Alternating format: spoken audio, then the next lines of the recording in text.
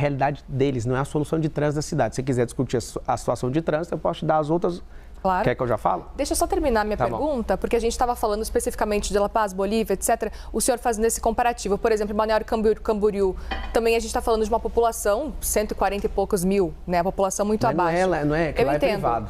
Lá é num lugar privado. Eu entendo. Eu estive lá com o dono do teleférico. Ao mesmo tempo, a gente precisa falar também que o relevo da cidade, por exemplo, La Paz e São Paulo, é muito diferente. A gente sabe que certamente essa situação, esse cenário de teleférico numa cidade menor, talvez funcionasse muito bem aqui no Brasil. Agora, é curioso e eu gostaria de entender um pouco mais, até com relação a números, com relação ao que o senhor pesquisou, para poder trazer no seu plano de governo, para defender tanto assim esse ponto. Gostaria de entender um pouco mais essa ideia do teleférico. Na verdade, não é eu que estou defendendo, não. Vocês estão perguntando. Mas assim, é a sua proposta, por isso que eu gostaria de entender. É assim. Você entendeu a questão do teleférico? Não tem investimento. Eu já acabei de falar, vou repetir. Não tem investimento nas favelas. Quando você ouvir daqui para frente, favela significa ausência de Estado e pessoas que começam a prosperar também deixam a favela e não tem investimento privado porque não tem liberação fundiária. O que eu quero fazer? Eu quero levar isso para vocês, e interessante que vocês fiquem incomodados, é porque nenhum político está propondo nada diferente. Eu falo uma coisa diferente, pedrada. É assim. Candidato, desculpe, a gente não está te dando pedrada, a gente quer entender. Eu estou falando com o povo ali, eu estou mirando lá, desculpa. O que eu estou falando é que qualquer solução, por exemplo, o prefeito, como é que alguém vai levar meia hora para subir num prédio de 1 quilômetro? Nunca viajou, cara, você está de brincadeira. Leva 5 minutos para resolver isso aí. E a pessoa que tem essa mentalidade, por exemplo, o monotrilho, se for o monotrilho, aí você fala, mas para quê? É o seguinte, a cidade de São Paulo, ela não foi planejada para ter 12 milhões de pessoas. O que a gente vai fazer? O que é mais rentável para a cidade e menos drástico para a população? Nós vamos desapropriar 10% da cidade para alargar a avenida? Para fazer como em Orlando, o subúrbio e desconectar? Não tem como, a cidade já está toda cercada. Então, aqui eu não tenho área, eu sou loteador, eu sou construtor também. Eu não sou um ignorante que estou achando que isso funciona. Eu tenho 19 segmentos diferentes de atuação. Eu atuo na aviação civil, em fazenda, em loteamento e construção. Eu construo um prédio também. Eu estou na rede de escola, eu tenho 2 redes de escola. O que vocês chamam de secretariado, de Ministério do Governo Federal, eu tenho esses negócios dentro do mundo privado. Eu já sei como é que faz, eu não estou achando que funciona. Então, numa cidade que não tem área de expansão, já está cercada. Numa cidade que tem muita área abandonada, mais de 1000 favelas aqui dentro. Eu não consigo pegar e sair desapropriando tudo para refazer a cidade. Isso é para beneficiar esse povo, inclusive você que está na periferia, você não vai pagar o transporte de teleférico. Isso vai ser da iniciativa privada, vai ser parceria público-privada. E eu quero saber por que esse povo pega tanto no pé para tirar esse benefício de vocês. Porque a esquerda gosta de sequestrar vocês emocionalmente. Sempre uma promessa, nunca vai fazer. Eu vou provar para vocês, nós vamos fazer uma primeira fase, custa 50 milhões de reais o quilômetro. Só para você ter uma ideia de dimensão de custo, uma rua, que não dá para pôr rua em lugar nenhum do jeito que está a cidade hoje, tem que fazer uma desapropriação em massa. Ela custa muito mais barato, só que a desapropriação custa 20 vezes mais, porque as áreas de São Paulo são muito nobres. Agora, colocar isso, que não vai fazer um barulho, é ecológico, não para. Nas 10 entradas de rodovia, nós temos 10 rodovias aqui na cidade de São Paulo. Vai ter teleférico e ônibus também, para ligar o quê? Fazer um bolsão de estacionamento para ligar esses bolsões aonde? No sistema de transporte, na rede integrada. E aqui que eu te falo, quais ideias novas que os outros candidatos estão trazendo? Eu amo essa ideia e eu vou te falar, todas as ideias, assim como na rede privada, nós testamos e as pessoas aprovam. Depois a gente dá sequência. Nós vamos fazer com uma favela primeiro. Aí você vai falar, esse negócio é maravilhoso, mudou, agora começou a vir investimento. A gente tem transporte gratuito para a gente se mover. Os turistas começaram a vir. Por quê? Porque a gente deu infraestrutura. Então aprenda. A China, em 1990, tinha um PIB menor que o do Brasil. E o que fez a China, que tinha um PIB, salvo engano, 360 e poucos bilhões de dólares. O Brasil tinha 420 bilhões ou 420 e poucos bilhões de dólares. Em 1990, a China tinha um PIB maior que o Brasil. A China não, o Brasil tinha maior que a China. Hoje, a China tem um PIB de 21 trilhões de dólares, o Brasil tem um PIB de 2,7 trilhões. Esses caras crescerem e deixaram a gente para trás, investir em matriz energética, investir em infraestrutura, investir em educação. A China, em 3 anos, construiu mais do que os Estados Unidos em 100 anos, para você ter uma noção, com a revolução de infraestrutura. Não estou vendo ninguém falar disso. A gente precisa dar mobilidade para essa cidade, precisa gerar emprego para essa cidade. Isso vai diminuir a criminalidade, isso vai aumentar o desfrute, isso vai dar oportunidade para muita gente e vai parar com esse caos, com esse trânsito parado, com esse ar poluído. Ninguém está falando disso. Candidato, a sua adversária, Tabata Amaral, vem destacando muito algumas declarações do senhor contra ela, que são bastante polêmicas. A começar pela ideia, segundo ela, visão dela, compreensível, de que por ser mulher, não ser casada, isso seria um problema para ela disputar a Prefeitura de São Paulo, ou se colocar dessa forma. E a outra a respeito da morte do pai dela, em que o senhor, de fato, insinuou ali que o fato de ela estar fora do Brasil estudando em Harvard, o que ela diz que não foi no mesmo período, ou seja, uma informação falsa, que isso seria um dos motivos pelos quais o pai dela se matou. O senhor acha correta essa afirmação? Não sei, não. Não, sua declaração era bem clara, candidato. A pessoa às vezes não consegue resolver os problemas dentro de casa, vai resolver de 80 mil pessoas que estão na rua. Por quê? O senhor ainda insiste que a morte do pai dela é culpa dela? Eu sei que está falando isso. Eu, assim, a partir de agora que eu estou liderando a disputa eleitoral do lado do cheirador, eu só vou falar de quem estiver na minha frente. Tá bom? Já está resolvida essa questão, tá tudo certo, você está liberada para ser candidata e está dando um show aí. E quem é esquerdista, pelo amor de Deus, coloca a mão na consciência, vota na Tabata. Não vota naquela figura do Boulos. Vota na Tabata. Ela é uma menina que precisa de uma chance. Estou aqui, o único candidato da história pedindo para você votar nela. Vota. Em 2022, o senhor não se incomodou de ser candidato ao lado de esquerdistas no PROS? Nenhum, não fiquei do lado de ninguém. Eu era a candidata a presidente da República. Isso não me incomodou nem um pouco. Eu não vi ninguém. Não apoiei nenhum esquerdista. Zero. E nem vou apoiar. Eu não sou a favor de aborto, eu não sou a favor de liberação de drogas igual o Boulos, eu não sou a favor de ideologia de gênero, eu acredito na ideologia de Gênesis, homem e mulher. Ah, mas eu tenho ideologia, isso é coisa da sua cabeça e eu vou te respeitar, tá tudo certo, só que eu não vou apoiar. Respeito é diferente de apoio.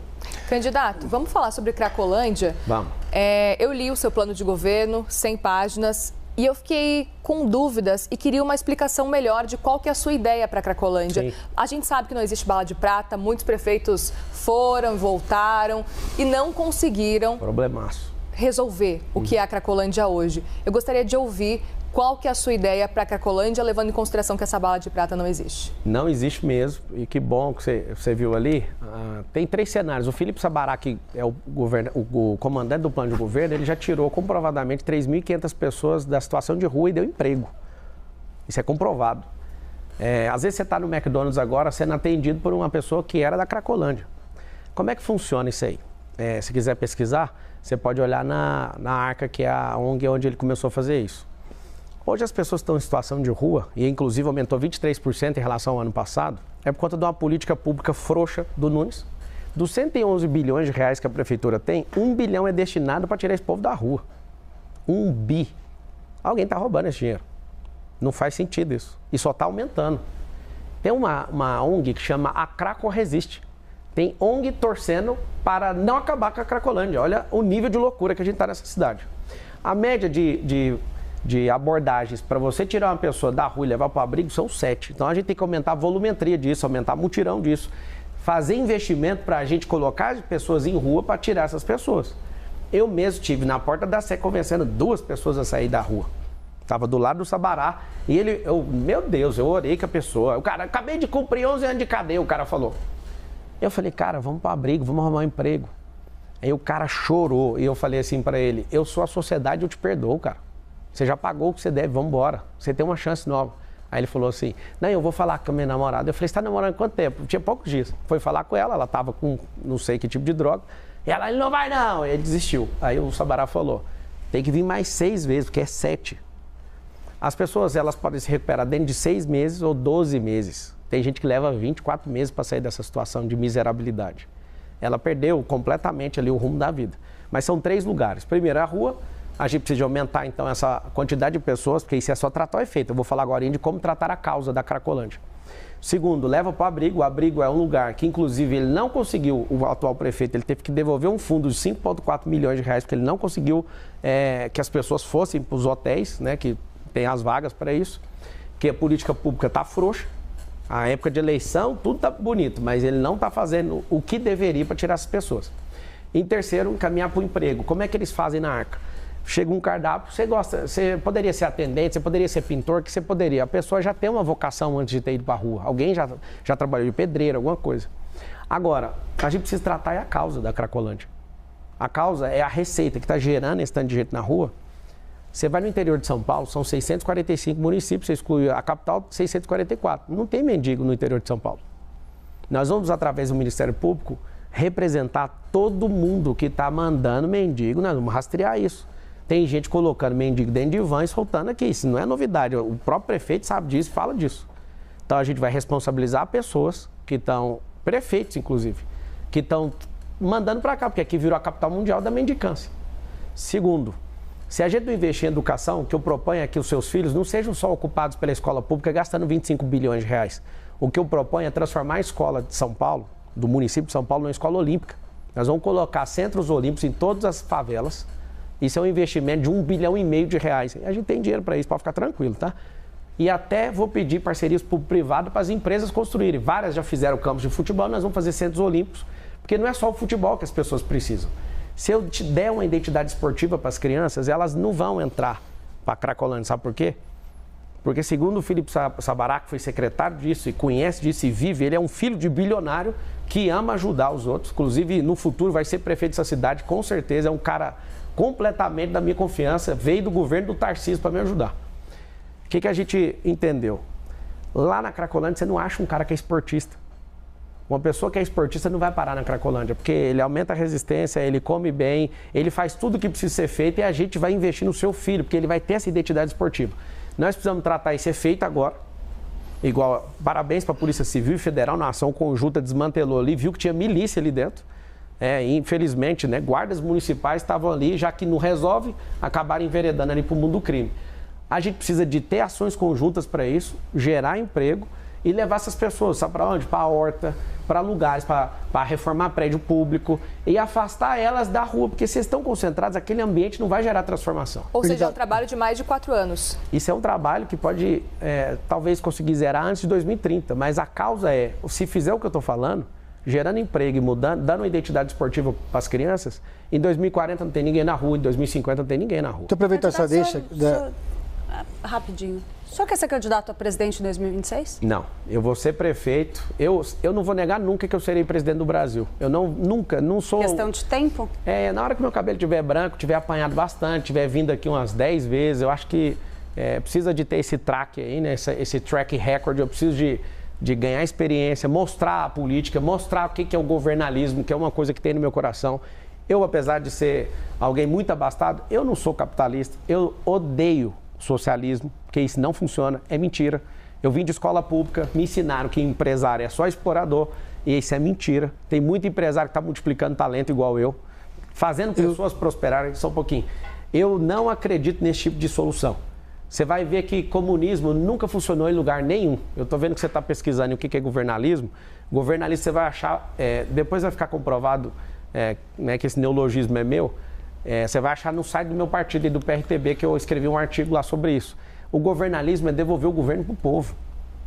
Os políticos têm palavras entre eles, mas eles não cumprem as promessas para você, para nós. Então a gente está sozinho. O povo, Deus, e contra esse tanto de gente maluca aí contra a gente. Já que o senhor não vai ser candidato a presidente em 2026, o senhor se compromete a apoiar o candidato escolhido pelo Jair Bolsonaro ou ele próprio se reverter a elegibilidade? Bolsonaro tem 100% do meu apoio. 100%. O candidato que ele escolher também? Claro que não. Se ele escolher um cara igual o Nunes, aí vai ser a gota d'água. Você está louco. Nunca que eu vou apoiar um esquerdista, você nunca vai ver essa cena. Quem que é seu principal adversário nessa campanha eleitoral? A miséria, a pobreza. É isso que toca o meu coração.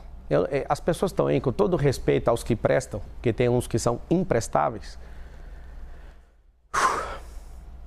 Eu não consigo ver a chance de perder essa eleição. Vocês vão ter que tomar, vocês vão ter que me matar. Não tem como eu perder para esses caras. Eu estou aqui sozinho, sem munição, cara. Estou precisando de ajuda. A única coisa que eu tinha de vantagem sobre esses caras, eles me tomaram, que é as minhas redes sociais. Olha a minha cara, você está preocupado? Eu não estou, eu só preciso da sua ajuda. Não seja um cidadão. Nós somos sócios da mesma cidade. É um contrato social. Eu sou sócio seu nessa cidade. Não deixa para discutir a eleição faltando 24 horas, não. Não dá para convencer as pessoas. Começa a fazer tudo que você pode agora. É um saco esse trem de eleição. Por quê? Porque todo ano para essa encheção de saco. Eu te entendo, eu também sempre quis correr disso, mas não vai dar para correr. Nós vamos ter que resgatar esse país. O propósito do brasileiro é ter uma nação de primeiro mundo até 2050. E nós vamos provar que São Paulo vai sair na frente. São Paulo funcionando, na mão desses caras não vai funcionar nunca. Na mão de alguém que tem resistência, na mão de alguém que tem inteligência emocional, isso aqui vai funcionar. Por favor, me dá esse emprego, eu estou pedindo. Se vocês quiserem saber da minha vida, revira. Se quiser ver meus rins, se quiser ver meu intestino, se quiser ver tudo, eu conto tudo para vocês. Me dá a chance, o número é 28, eu estou pedindo, deixa eu trabalhar para vocês. Está acabando já quase a nossa conversa, mas para a gente encerrar, queria entender qual dos candidatos o senhor gostaria de estar em um segundo turno? Eu sei que o senhor está pedindo para vencer em primeiro turno, mas se pudesse escolher, com quem o senhor gostaria de estar no segundo turno? Quando eu for candidato a outra coisa e tiver chance de segundo turno, eu te respondo essa pergunta. Não há a mínima chance de ter segundo turno, porque esse povo que está aí, sem chance. Fique em paz, não vai ter segundo turno. As pessoas estão falando isso na rua o tempo inteiro. Não é eu, não. Isso é metafísica. Se eu acreditar nisso, esse é um mundo paralelo. O que eu tenho a ver com isso? Não vai ter. O povo de São Paulo é trabalhador, não gosta de enrolação e vai ser um negócio atropelo. Dia 6 de outubro, às 20 horas e 30 minutos, o William Bonner vai falar assim: Marçal é o novo prefeito de São Paulo, com 55% dos votos. Sabe o que vai acontecer? Vocês vão assustar com a máquina. Vocês estão investindo numa máquina de construir casa. Eu estou fazendo isso lá na África. Entra no... Derrubaram meu YouTube, não tem como pedir para vocês olharem lá. Tiraram as minhas ferramentas. Nós vamos tocar o terror em São Paulo, esses políticos vai ter... Bolo, você quer ser prefeito? Muda de cidade aqui, o xerife Marçal vai deixar nunca isso acontecer. Rapidamente, para a gente encerrar, o senhor disse antes que conversava com o Ricardo Nunes, isso antes da campanha começar. O senhor conversa ainda ou não? Assim, depois que ele resolveu me atacar, parece que parou a conversa. Eu mandei um áudio para ele e falei: olha, você vai falar mal de mim, cara? Você tá de brincadeira. Eu ia poupar esse banana, mas agora não vou poupar. Vai ser artilharia pesada para cima dele. Muito bem, candidato. Assim a gente encerra, então, essa conversa. Obrigada, viu, pela participação aqui na CNN. Obrigado. O número é 28. Estamos sozinhos. Deus e o povo. Agora você vai ver. Estou no seriado Todo Mundo Odeia o Cris. Obrigado vocês. Desculpa a animosidade aqui. Peço desculpas de coração. Não queria provocar essa animosidade. Só que a palavra mal encaixada ao seu tempo, ela precisa ser corrigida. Um beijo para você que é de São Paulo, nascido aqui ou que escolheu morar aqui. Nós vamos para o futuro nessa cidade e eu estou te pedindo, me dá um emprego. Obrigada, candidato. Obrigada aos meus parceiros também, Clarissa e Pedro Venceslau. E assim a gente encerra essa entrevista com o candidato Pablo Marçal, do PRTB. A gente encerra assim também a série de entrevistas com os candidatos à Prefeitura de São Paulo. Lembrando que a partir de quarta-feira, depois de amanhã, a gente começa as conversas com os candidatos a prefeito do Rio de Janeiro. Não perca e obrigada a você pela audiência também. Até mais.